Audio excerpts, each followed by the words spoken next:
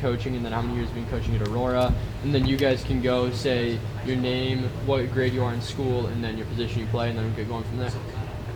Go for it. All right. I'm Kyle Peterson. I've been coaching in Aurora. I've been in Aurora for this is my 22nd year. Head coach for 8 years.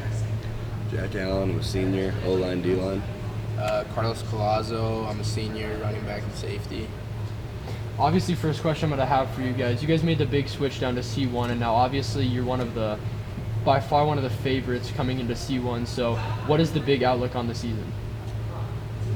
You know, we have really high expectations every year, and classification doesn't necessarily play a role in that. These kids have played 26 games the last 2 years. They've been to 2 state finals, and that's their expectation. It really wouldn't matter what the classification is. We know that Class C1 football, the depth of Class C1 is incredible. There's a lot of really good teams there. There's a lot of really good coach teams there.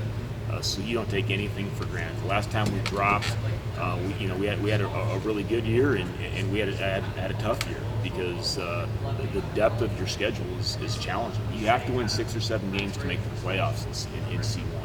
So every game is valuable. I mean, like you said, there's still a lot of competition. So, I mean, just can't get cocky. Just go into it like we're trying to win it. So. Yeah, kind of piggyback off what they said. Normally when teams drop a class, they overlook the teams that they'll be playing that season, and we're not going to do that because we know the competition in C1's it's elite. So what are you guys most excited for this upcoming season? Probably seeing a lot of different teams and stuff. Like I said, it's going to be good competition. So, I mean, we're going to see some new challenges and some new people we've never seen before, so that'll be fun. Yeah, I'd say playing one last season with the guys I've grew up playing with ever since kindergarten all the way through Pee Wee and middle school and our high school careers, just getting that last ride with the boys. You still have rivalry. Getting your first one with Northwest, that's a rival, Class B school. That's kind of neat, even though you drop down. That's got to feel pretty good. Yeah, it's really easy to get your kids focused during the summertime Yeah.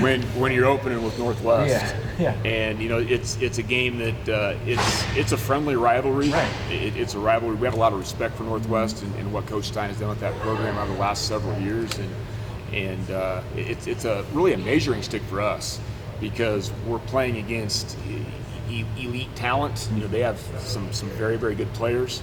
We're playing against a very well-coached football team, a very physical football team, and when you open with a great opponent like that, your strengths and weaknesses show right away. So as a coach, we find out right away what it is that we need to work on, where we need to get better, and where we need to grow. The last 2 years, we started our last 2 football seasons 0-2 because we've played 2 really good opponents to start the year. In North Platte, a Class A school, and Bennington.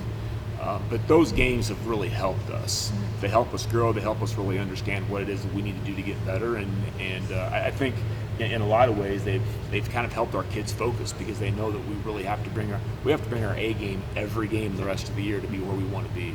The start this year isn't cupcakes either. Yeah, really Boone Central and we play Ashland Greenwood, we play Boone Central. We're going to be highly ranked teams that bring back really talented kids, and teams that win a lot of games every year, along with Northwest. So our first 3 it's kind of a gauntlet to start the year, but again, I think this is a really good football team to run that gauntlet with because we get to find out a lot about us. So obviously, Coach talked about last 2 years you guys have won 26 games, or you guys have played 26 games for the last 2 years combined. So obviously, Aurora's always had that winning culture when it comes to football. So coach and players, you guys can answer this too. Do you feel like that's helped your numbers on the football team and also the motivation? Our numbers are really solid for a Class B or Class C school. We're going to have about 80 kids out for football this fall, and that's 9-12. We play football at 3 levels. We play a freshman reserve where some sophomores have to come down and help us out, fill certain positions. And obviously a JV and a varsity schedule. Our numbers are really good. Does winning help with that? Well, it certainly doesn't hurt. But we have good culture. We have a very supportive community, a community that has high expectations for our kids, but yet it's a community that supports and gives everything to our kids that they need to be successful. And I think that those things kind of all help with our numbers. Our parents want our kids out for football. And if that helps our numbers, then great, because obviously football is a numbers game. Have you tested the new lights yet? No, actually, we heard that's a supply issue with maybe an electric board or a switchboard or something like that that's not in yet. So, yeah, when you come to Aurora this fall, you will get to see the game. Yeah. It's been a little dark the last few years. Yeah. The lights, the balusters keep going out. But new lights this year. But hopefully the electrician gets everything done by week 1. What's the alpha? Is that an acronym? All right. So what's it stand for, guys? Attitude, loyalty, physicality, honor, and accountability. There we go. I figured it was something else. The pillars. I mean, it does work out. It does work out that we're kind of we're a husky, Yeah. and you want to be an alpha dog. You Yeah. kind of want to run that way, but those are kind of the pillars of our program in a lot of ways. Who came up with it? It was a group effort. We're going to say that.